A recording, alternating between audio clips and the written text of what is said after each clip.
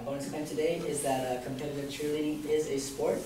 My opponent's secondary claims were 1, that cheerleading is a sport by dictionary definition.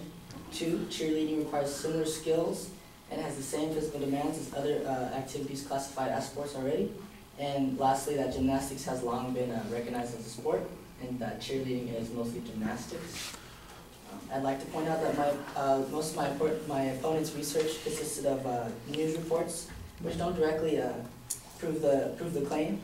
The reports consisted mostly of commentary and opinion. For the first secondary claim, once again, was cheerleading is a sport by dictionary definition. I'd like to point out and repeat the exact definition. The definition is that the definition of sport, that is that an athletic activity a sport is an athletic activity requiring skill or physical prowess, and often of a competitive nature, as racing, tennis, golf, bowling, wrestling, boxing, or hunting, or fishing, etc. My response to the claim would be that A, the dictionary definition of sport does not exactly define cheerleading. Just because the definition points these things out doesn't exactly state that cheerleading falls to these criteria. Cheerleading cannot automatically be considered a sport through meeting these criteria. Lastly, many physical activities can thus be considered sports. Since the definition of sports is very basic, if cheerleading is considered a sport, many other physical activities could be considered a sport. Think of many jobs can be very physical as well, physical and demanding, such as maybe a warehouse job or working a very tough job as an oil rig or something along those lines. The second claim was once again that cheerleading requires similar skills and has the same physical demands as other activities classified as sports. All aspects of these other sports can be used in cheer, but not at the same level as other sports. My opponent claims that cheerleading requires A, the endurance of a track athlete, B, strength of a football player, C, the concentration of a golf player, D, the agility and precision of a gymnast, and E, many hours of training and practice.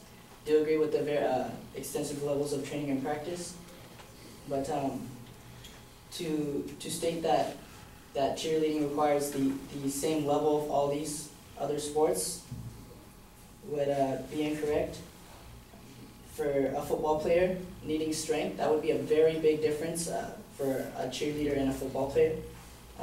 The endurance of a track athlete, running is very difficult. I ran track and cross country for 4 years in high school, and I wouldn't agree that is at the same level as cheerleading.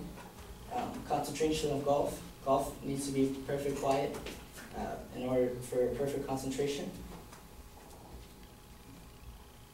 And the secondary claim was that injuries and danger in this activity. I'm sorry, my secondary point would be that injuries and danger in this activity don't make it a sport. One of my opponent's sources stated that there was extensive amount of injuries, including one death in cheerleading. Many other sports are very dangerous as well. In football, we have something like 77,000 injuries alone. And that's just head injuries. And cheerleading was second to that, but the injuries aren't to the same extent. They're mostly ankle sprains and twist injuries such as that sort. The last point is that gymnastics has long been recognized as a sport, and cheerleading is mostly gymnastics. I'd like to state that gymnastics is a separate activity and does not exactly make cheerleading a sport. Many may consider a sport only due to it being an alternative to gymnastics in high school. Many high schools do not offer gymnastics, and cheerleading is usually available. Many participate in cheer. It's one of the most participated in high school sports. And once again, cheerleading is not, my opponent states that gymnastics is a lot like cheerleading through the aspects of tumbling, stunting, flexibility, and balance alike gymnastics. Once again, cheerleading is not always like gymnastics. Gymnastics is to another level different than cheerleading.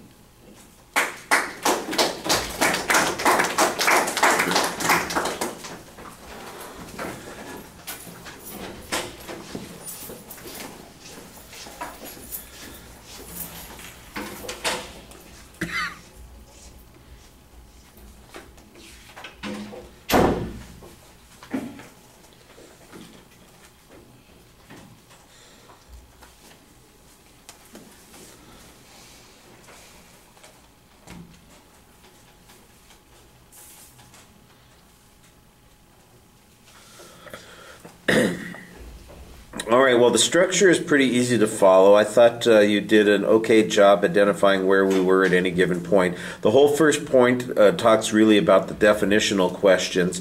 And, it seems like we're going in kind of a circular pattern here because both sides are talking about what constitutes a sport. And your argument seems to be that the physical activity by itself can't be sufficient to define it as a sport. I think that that would be a reasonable claim to make and argue, for instance, like you do, that there are other physical activities that are not seen as being sports related. The jobs, for instance, that people do, or volunteer work that they might do on the weekends. Habitat for Humanity is not a sport. You work hard, you do all kinds of physically demanding kinds of things, but nobody is saying it's a sport. You need some examples like that. The other thing that I think is missing here is a discussion about why it matters whether or not it's a sport. And I think that this kind of ignores the whole context of the argument, which has to do with how things are going to be funded at colleges and universities, what requirements there are going to be for paying for insurance and those kinds of things, and what status the athletes are going to have within the community if it's a sport as opposed to if it's a separate activity. Your argument later on seems to kind of digress a little bit and just talk about the skills being different. Well, I don't doubt that there are some differences, but the fact that, for instance, that you only need to be half as strong as a football player or have 2/3 of the endurance of somebody on track or ignore the silence like the golfers do, how does that not meet the criteria still? That to me seems like it's just you're spinning your wheels here trying to find some traction on where there's a conflict, and I don't think you're finding much there. I thought that you had a better statement of what the claim was on the next point, although the signposting on it needs to be a little bit sharper, and that's the injury issue. Your argument basically here is that just because people get injured doesn't mean that it's a sport, and I think that that's a perfectly legitimate argument to make, but then you don't really talk about that. You just talk about, well, their injuries aren't as significant. How does that prove that injury doesn't make it a sport? In fact, it just means that it's a different kind of sport because the injuries are different. You may not get a concussion doing track, for instance. So if somebody does twist their ankle or fall down or break a leg or something like that, you're saying that's not a sport because they didn't get injured the same way that a football player or a high diver might have. I don't know that that argument makes much sense. The argument that it's gymnastics, I think that one of the things you could be arguing if you had talked about the context of the argument is that if we want to designate cheerleading as a sport, it should be put into the category of gymnastics. But then your very next argument basically says sometimes they offer this in the place of gymnastics, they offer this as a sport. And I'm going, well, that's what the advocate's saying. So you're basically, saying that sometimes it is defined this way. So it just felt like you're doing a lot of counter-punching without necessarily attacking. As I'm backing up, I'm dodging this, I'm pushing back a little bit like that on the argument, but you're not really getting any place with the argument. So it just feels sort of like you're boxing with fog. All right, thank you.